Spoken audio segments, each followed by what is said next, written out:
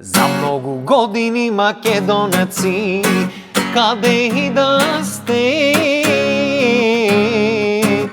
За многу години мој народе, за Македонија. Тра-да-да-да-да. Не ми работи она Че уствари имаше великденска песна една. На Великден сум се заљубил, а тој голем ден христијански, мили Боже ти ми поможи, кажи каде да ја најдам, мили Боже ти ми поможи, кажи каде да ја најдам. Туку остај ти песните и Христос воскресна. Нека ни е за многу години празникот на сите, само убајни да ви носи годинава, да си знаете јајца и насуво и во салатиче, мимоза или со крастајца, и да си се дотерате сите празнично, а неко мене вака во мајца. Сам намерно кладов оти црвена, нели, јајце црвено. Дури трзалицата ми е во тоа. А следниот тон што ќе го чуете е шо? Шпица. Ајде ба те пуштај.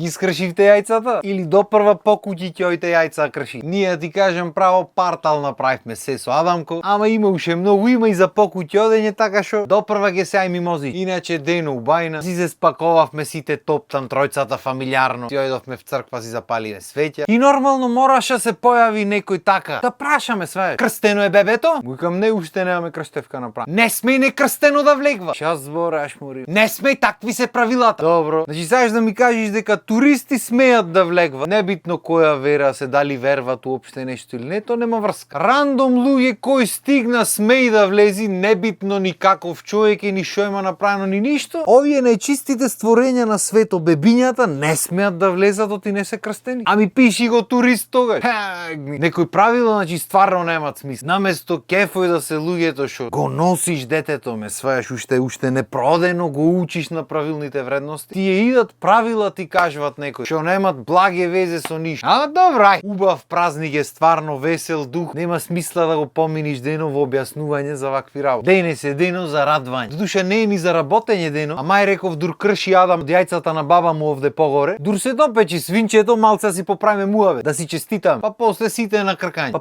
после свинчето не чека едно јагне таму кај другата баба. Абе е тежок живот, холестероло да ужива. И бога ми ние како нација зависници сме на многу работи, ама најмногу сме зависници на холестеролот, на мрсно. Да додуше има и модерни луѓе вака, вегани да не речи, што му пасат тревата на животните, ама во 99% случаите изгорени сме, а се нафукаме месишта, мрсно вака да течи. Е, зато ми е омилен празник. Не дека на другите празници не се јади, ама сега сеј поу. Плюс шубо мириса куќата на козиња.